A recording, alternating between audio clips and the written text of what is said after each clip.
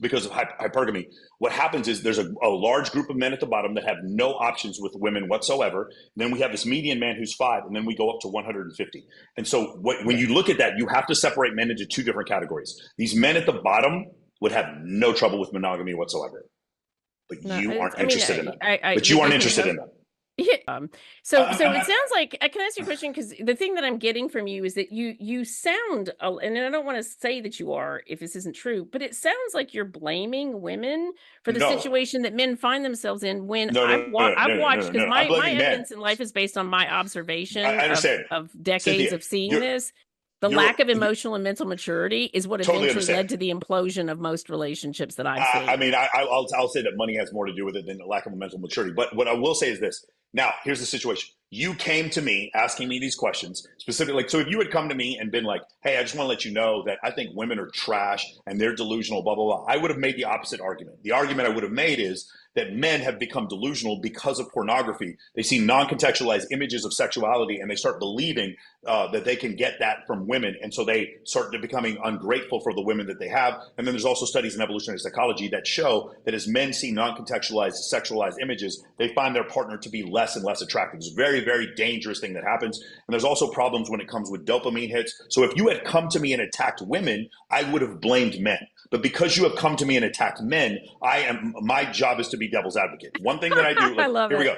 Here's what I do. Ready? I always give this study to show there's a double standard when it comes to way these objects are discussed. Number one, there's a study that shows that as men have more sexual partners before they're married, they're more likely to cheat. And that makes sense. And if I had a guy friends with me, I'm friends with like Dan Bilzerian. The guy's been with like thousands of women. If I say, Dan, if you've been with thousands of women, do you think you're more likely to cheat in a relationship? He'd be like, yeah, that's probably true. Yeah, that probably makes sense. I've asked several guys this before. Guys, when I say this to you, you've had more sexual partners before you're married. Are you more likely to cheat? None of the guys disagree with me, and none of them are offended by it. There's a GSS survey that shows that women who cheated in a relationship, they surveyed 8,000 women anonymously. And women who cheated in a relationship versus women who didn't cheat, the women who did cheat had 230% more sexual partners than the women who did cheat. Meaning, as a woman has more sexual partners before she's married, she's more likely to cheat. Whenever I bring this up to women, they are horribly offended. They tell me that everything that I'm saying is wrong. It sounds absolutely accurate, because people who aren't discriminating of who they'll exchange, because I believe that sex is spiritual. For sure, Cynthia. But what I just said, exchange with every Tom, Dick, and Harry, then you're totally agree, Cynthia. But what I'm saying is, play the clip that I just said and watch your audience be offended. Because they will be. The idea that you can't turn a hoe into a housewife. That pisses people off. Yeah, for sure. But when the data comes out saying that you can't turn a hoe into a housewife, and now there's actual data to show that, people are fucking furious about it. But men don't care. When you call, because men just genuinely don't care. Now, here's another thing. There's the three main dimorphic differences between men and women. These are studied, replicated. These are the ones that they're easiest. The easiest one, you're not going to disagree with the one. It's upper body strength. Men are about 200% more stronger than women as far as upper body strength. And as far as the ability to throw objects overhand, it's probably the single greatest dimorphic difference. This is part of the reason why women's softball, they throw underhand. Men ability to throw objects overhand, there's no other species on Earth that even comes close. Even gorillas can't throw objects overhand. Then when the second greatest thing is men's necessity for status. Women do not care about status anywhere to the level that men do. Men will kill other men over status. There's this thing, a great book called The Murderer Next Door, where you can go over this. Men have killed each other like revenge killings or prestige killings. Men certainly do have a large ego when it comes to status. Men do not care. Women do not care as much about status as men do. Women do care more about a man's status than the other way around. But here's the third one, and this is one of the biggest ones. The median man has the desire for sexual partners, the desire for the number of sexual partners equal to the top 1% of women. Meaning the average man would want as many lifetime sexual partners as, like, we're talking about the porn star. And women, the response that I've gotten from that is that, well, yeah, that's cultural. That's just societal. No, it's not. That is totally, all three of these are totally due to testosterone. There is a massive endocrine difference between men and women, hormonal difference between men and women, which causes these differences to happen, and they are genetic. You and I will agree that the differences exist. Where we're going to disagree is I think almost none of them are cultural. They are almost totally genetic. And when you say before, it's like, I think well, it's women, I agree. I think it's a combination, to be honest, because like I said 85-15. about our I'll give you DNA, 85-15. It's 85% DNA. women choosing. So like that whole idea that women want a man who can protect them. I believe that is built is both societal, but it's also built It's into their mostly genetic. DNA. No, but Yeah. the problem is, Cynthia, when you go to Norway and Sweden and more egalitarian Mhm. nations, women even want more men to protect them. They're like in those nations where things are more egalitarian, women are choosing more masculine men, which means it's genetic. Even when you control for culture, it's still genetic that women want men that are taller than them. They want men that make more money than them. It's still the same thing. Now, here's the other thing: when it comes to the lifetime sexual partners, chimpanzees also want more sexual partners, the males do, than the females do.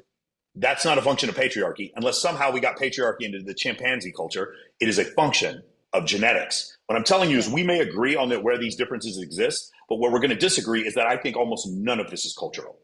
It's almost totally, because when you think about culture, let's go Yeah. back to the agricultural revolution. This is 11,700 years ago. Homo sapiens have been on this planet somewhere between 2 and 300,000 years on this planet. Hominids have been on this planet for 3 million years. Primates have been on this planet for about 8 million years. And that's about the time where Homo sapiens and monkeys had a common ancestor. Mammals have been on this planet for 250 million years. And these are placental mammals, meaning like these are mammals that give live birth. We're going back about 178 million years, and in all of those cases, men were competing with other men for access to women, or males were competing with other males for access to females.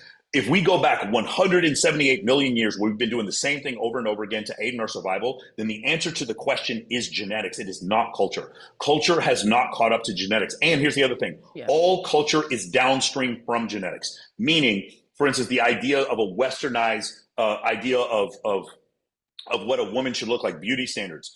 A 0.7 hip to waist ratio is actually the most when women are measured, that is the most fertile women. It have a 0.7 hip to waist ratio, and these are the women that men find. These are the women that men find to be most attractive when they give haptic structures to blind men. These are men who have never seen a woman in their life. They still choose the same hip to waist ratio. They've never seen men or they've never seen women before. In this case, you cannot say this is a function of culture. It is a function of genetics. Men preferring women with a certain hip to waist ratio, facial symmetry, signs of youth. This is not a function of culture. It is totally a function of genetics. Now you can say it's like us learning to speak English and us learning to build homes that individuals can live in, and us building skyscrapers and us creating that's culture technology. downstream from genetics. That's Yeah, culture downstream yeah. from I mean, genetics. are you saying that you don't believe that men are capable of monogamy? Because that's They basically what are. you're They are saying. capable. Okay, so remember, great question. This goes back to the first thing I told you before. You remember that 85-15? So there's Hmm. 15% of men were. I believe there's three genders. There's high status men, there's women, and there's low status men. The low status men are absolutely capable of monogamy because most of them can't even have one partner. A Yeah. third of men under the age of 30 are virgins. I believe it was in 2019, 28%, What? 28% of men, yes, 28% of men under the age of 30 had zero sex in the last year. The mean number of lifetime partners for a man right now is 5. If you get to the top 5%, so here, let's do a little scale here. The bottom third of men are having 0 or 1 sexual partner like in their lifetime.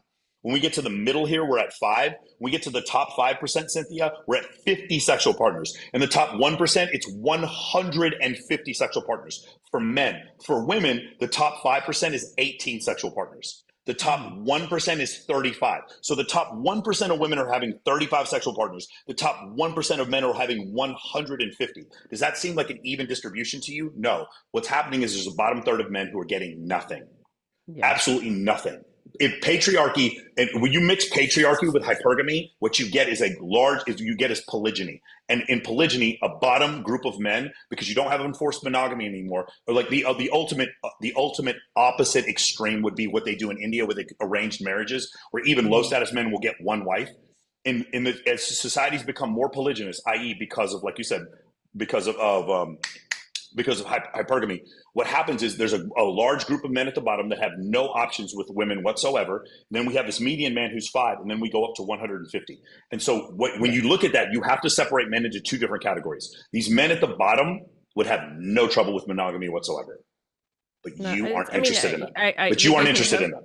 Yeah, Right. actually, I don't agree. I don't actually agree with that.